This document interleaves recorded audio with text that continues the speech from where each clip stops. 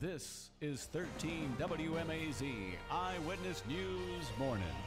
Here we are. We're back with you again. Good morning, everyone. I'm David Earl. And I'm Kenny Burgamy. Annette has the day off. A tough day for the Falcons yesterday. It was a heartbreaking loss for the Atlanta team in front of a sold-out crowd at the Dome, ending the season 10 yards away from the Super Bowl. Oh, a heartbreaker. Coming up, we'll break down the game, plus show you an emotional Tony Gonzalez. Let's get the work week started. The forecast. John Boyer in for David Ernst in the Weather Center. Hey, John. Hey, good morning, everybody. We are going to start cooling down this week, but we still have one more day in the mid-60s. That's today. A cold front moving through. You'd hardly know it today. We're not going to get rain, not even a whole lot of clouds. We're still going to be mostly sunny, but a little breezier than yesterday. Tonight around 30 degrees, then tomorrow only lower 50s for highs. That will be below average, so we'll need the winter coats for Tuesday night / Wednesday morning when we're down to 27.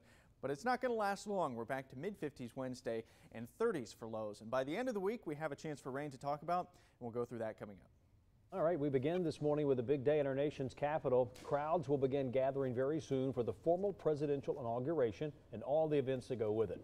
For more on this day, we go to David Earl. He's standing by live in 13B. David? Kenny, good morning to you. Certainly a day of reverence for the office of the president. 44 men have held the title of president of the United States, and only 12 have served back-to-back terms. 13 if you count Grover Cleveland. He served as our 22nd and then 24th president. That said, President Barack Obama's second term in office is already underway. It happened just before noon on Sunday in the Blue Room of the White House, officiated by Supreme Court Justice John Roberts.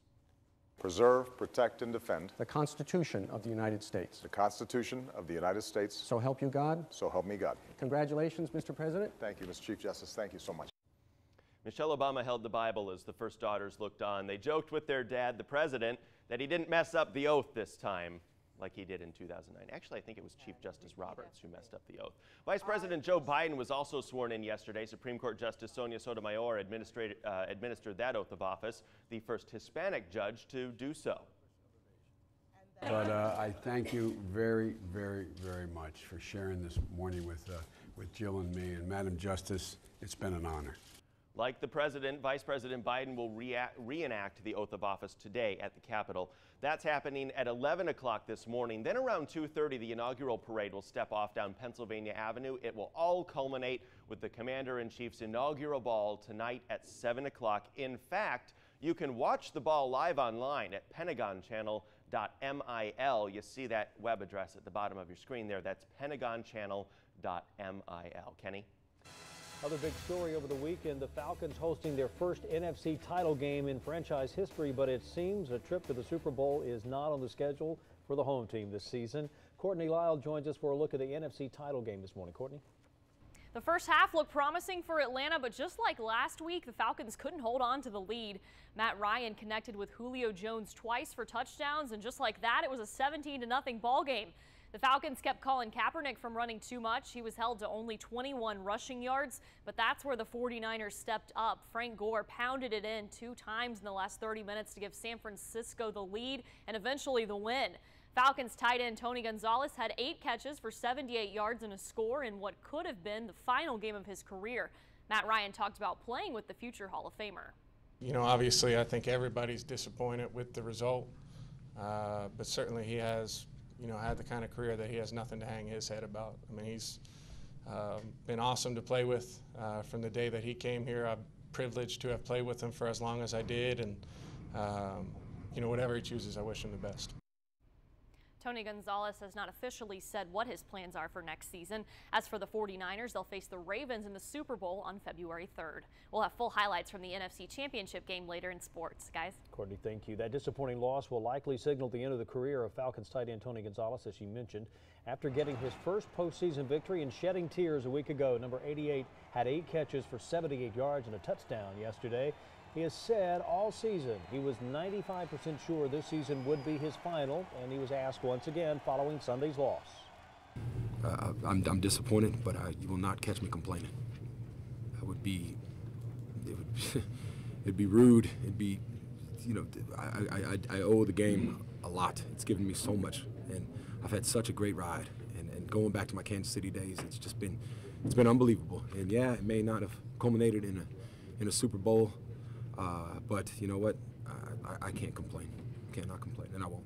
I was ready today. I wanted to play. I wanted to keep playing. I'm not be lying to you and tell you that. I would love to keep playing, but that's the nature of the beast. That's how this game goes, and you got to have one winner and one loser, and unfortunately we're on the other side of it today. I don't want anybody out there ever to feel sorry for me. You know, I've had a great ride, an unbelievable ride, a great career. Like I said, it wasn't from the Falcons to the Chiefs. It's been awesome. It's been awesome, and I have no regrets, not a one. And if anybody out there, you know, the media and all that stuff, if you even think about saying that I'm gonna have regrets or anything like that, I'm telling you right now, that's not the case with me.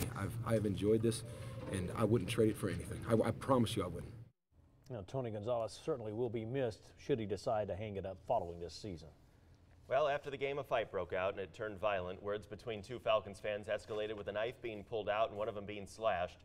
Georgia Dome officials say it happened at about 6:40. This was as fans were pouring out of the stadium after the game. There was some sort of a fight outside the Silver parking lot. A 35-year-old man was rushed to Grady Hospital with a knife wound. His condition is stable. Police were on the scene within moments, including officers on horseback and a few in plain clothes. Witnesses say the fight was between two Falcons fans. Wasn't nobody but Falcon people, okay? We ain't gonna say it was the other folks. They were just fighting among each other. Somebody got cut at the throat, and then somebody else threatened to kill somebody else. Officials with the Georgia Dome have not determined if the people involved in the fight actually attended the game inside the Georgia Dome. We'd like to talk with you, rap with you, communicate with you throughout the day. What better way to do that than on Twitter? Heard of Twitter? Sometimes we'll post pictures from the 13 WMAZ newsroom, which could be embarrassing. Plus any breaking news we get throughout the day. Get on Twitter and follow us. Rap with us. I don't know how you can rap on Twitter with 140 characters. Our main news feed is at 13 WMAZ News. You can find me at David Earl Live. Kenny is at K Bergamy. David Ernst is at WMAZ David Ernst. Annette St. Clair at Annette_WMAZ. Though Annette and David Ernst are off today, so if you tweet them at 5:07 this morning, they'll probably be a little upset. But you know who is here? John Boyer. John Boyer. His man works so hard. He's over in the Weather Center following the start of the work week forecast. Hey, John. Hey, good morning, everybody, and I am happy to be here. I think there's something in that coffee. That's why I brought my own. We're going to start you out as Warner Robins slowly comes to life this morning from the Alpha Sky Cam at Courtyard by Marriott. Mostly clear skies and chilly. The temperature at Robins Air Force Base is 35 degrees. Later on today, we're still going to warm up nicely into the 60s. But it's not going to be quite as nice as yesterday. We're going to take a look at how the temperature goes back and forth in the week ahead. And do we have any rain to worry about? That's coming up. All right, thank you. Before we go to break, we have a bit of inauguration trivia this morning. We'll have more of this throughout the day. So here's the first one. Who was the first president to ride in a car at his inauguration? I think that would be Warren Harding in 1921. Stay with us. More morning continues after this.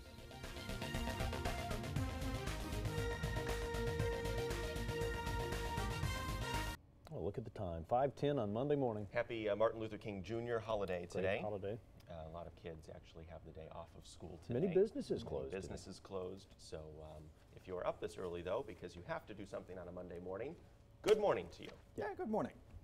And John, not a bad weekend. No, it wasn't bad at all. I mean, yesterday's high made it up to 68 degrees, overperformed the forecast just a little bit, but you know, had the windows up. It was nice. Nice. You know we're not going to be able to repeat that today. Not quite, because it is a Monday. That's just how it goes, right? 30s and a few 40s this morning on the temperature map. Vidalia at 41, Thomaston at 45, but that may be where those automated numbers are an hour or two old. It's 34 in Dublin, 35 in Montezuma, and Macon right at the freezing mark of 32. Rome's at 29, Brunswick's at 47. We have a cold front moving in, but it's going to take a little while for the cold air to get here. Now, don't worry, we're not going to get as cold as some of these places off to our north. Look at Minneapolis, 6 below. We just checked. David's hometown, Chicago, is at 12 degrees right now. Toronto, 18. Raleigh at 32. So these numbers to the areas off to our north are going to continue to drop. Our temperatures are going to drop to about 10 degrees below average for the low the following night, not tonight. But here's our front. Don't really see any rain along that. The air here is just so dry. We've got dew points in the 20s and 30s, and those dew points are actually going to drop as a very dry air mass moves in, so no hope of rain for several days. On the satellite picture, some clouds in the southern half of the state, but these are thin cirrus clouds. They're not going to bring us any rain. And the story for the day, dry but occasionally breezy. That front's going to be off to our south by the afternoon, but we're still going to have some cirrus clouds. Tonight, we're completely clear, and then on Tuesday it's looking like one of those nice winter blue sky days. No rain to worry about, no clouds even. There will be some off to our north though. But on Wednesday, still mostly sunny, and we remain quiet on Thursday, but by then we're starting to warm up a little bit, and that sets us up for a chance of rain with the next front that'll move through on Friday. Right now it's looking more like a Friday PM event, or maybe even early Saturday morning as far as any showers. So if you have plans there in the second half of the day on Friday, something to consider. But then over the weekend, that all goes away, so we're back to sunny and dry conditions. 64 for our high today. Occasionally breezy, northwest winds 5 to 15 miles an hour with a gust to 20 or 25. 30 for our low tonight, so we will be cooler than this morning with northwest winds 5 to 10 miles an hour. Then blue skies tomorrow, but much cooler, only in the lower 50s, so you'll want to make sure the winter coat and the jacket don't get too far away because you'll need it for Wednesday morning at 27. But it won't last long. We do warm up quickly. 37 the following morning, 63 for Thursday, 67 Friday with the showers, then cool again over the weekend. John, thanks. 5:13 the time. Time for another inaugural trivia question. Here it is. What was the first inauguration broadcast on radio? Well, that would be from Silent Cal, President Calvin Coolidge, that in 1925, also known as Cool Cal. Yeah, that's right, the 30th President of the United States. Up next on Morning, at least 81 people died in last week's hostage crisis in Algeria. Now the White House fears more attacks could be on the way. Stay with us. You're watching 13 WMAZ Eyewitness News, your #1 morning news in Central Georgia. Coming up on 5:16, Monday morning national headlines. President Barack Obama will hold a public swearing-in ceremony today on the steps of the Capitol. This will actually be the second ceremony. As dictated by the Constitution, the president was officially sworn in his second term yesterday, January 20th, at a small ceremony in the Blue Room of the White House. The president says the public ceremonies are a celebration of the American people and not the election results. The Al-Qaeda group claiming responsibility for a deadly attack on a gas plant in Algeria, now vowing it will carry out more attacks in the future. The group says it will attack any country involved in the attack on Al-Qaeda forces in nearby Mali. At least 81 people, including dozens of terrorists, died after Algerian forces raided the BP plant to end that hostage standoff. The White House says it will work with the Algerian government to understand how the attack unfolded. And it will be brother against brother in Super Bowl 47. The Baltimore Ravens, led by head coach John Harbaugh, will take on the San Francisco 49ers and their head coach Jim Harbaugh. The Ravens defeated the New England Patriots 28-13 to win the AFC Championship last night, and the 49ers came from behind to defeat the Atlanta Falcons in the NFC title game, sadly, 28-24. Not a sad day as far as the weather goes. John Boyer has more details over in the Weather Center for David Ernst. Hey, John. Hey, good morning, Kenny. Good morning, everybody. Lots of sunshine today, some harmless clouds, no rain to worry about, so you can leave the umbrellas behind, but it will be a little bit breezy at times, something to consider if you'd planned lunch outside or something like that. But otherwise, the temperatures will still be above average for this time of year. 30s right now, 43 at 9 a.m., 57 at noon, a high of 64 around 3. Back into the mid-50s by 6 o'clock, then cooling into the 40s by 9 p.m. Tonight's lows are going to be colder than what we have out there this morning, and then colder in the night that follows into the 20s once again. So cooler weather, January weather, is moving back in. John, thank you. We've mentioned it all morning long. There were agonizing groans all over Georgia yesterday. Tears were shed, blood pressure skyrocketed. The Falcons, they're out of the Super Bowl contention. Courtney Lyle will break down the game up next in sports.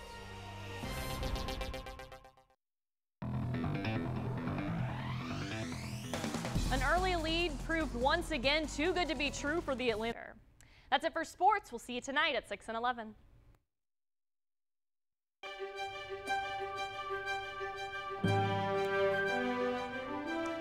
You know, Kenny, Inauguration Day has officially come and gone. This year it fell on Sunday. So President Barack Obama took the oath of office yesterday at the White House. Yeah, but today you'll see the bigger ceremonial swearing in and inaugural address at the Capitol. It's become an American tradition, addressing the people after being sworn in. Here's a look at past presidents taking the oath of office in the last 100 years. No, this is not Carnival Day in Pumpkin Center. It is the day of days in Washington, D.C. The presidential oath of office. Here comes the inaugural parade. Are you prepared to take the oath of office as President of the United States? I am, sir. Left hand on the Bible and raise your right hand. Raise your right hand. If you will raise your right hand and repeat after me. After me. I, William Jefferson Clinton, do solemnly swear. I, Jimmy Carter. I, Barack Hussein Obama. I, George Walker Bush, do solemnly swear.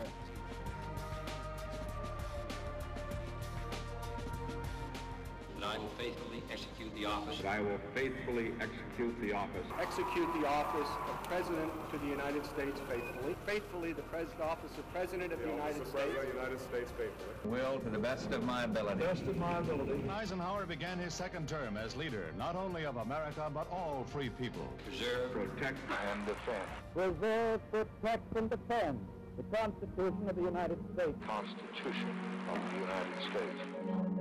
Vice President Lyndon B. Johnson and the grief-stricken widow with them takes the presidential oath aboard the jet, which brings him, together with the body of the late president, back to Washington. The flag flies at half-staff. President Truman asks the full Roosevelt cabinet to remain in office. So help you God. So help me God. So help me God. So help me God. So help me God. So help me God. So help you God. So help me God. So help me God.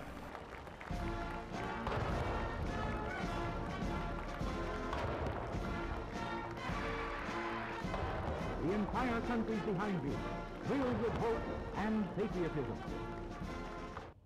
Some incredible images there. Now, throughout the show, we're sharing some bits about trivia about the inaugural address. Here's one more for you. What was the first inauguration to be televised? And if I remember correctly from history, that was 1949. President Harry S. Truman. Not from real life, no. but from history, your lessons. Yes. Meteorologist John Boyer in the Weather Center. What temperature was it at 1949 on this day, John? Do you know? I could actually look that up if I had enough time, but I don't. So today, mid-60s, lower 30s tonight, mostly sunny and dry throughout the day, but occasionally breezy. More news and weather coming up, so stay with us.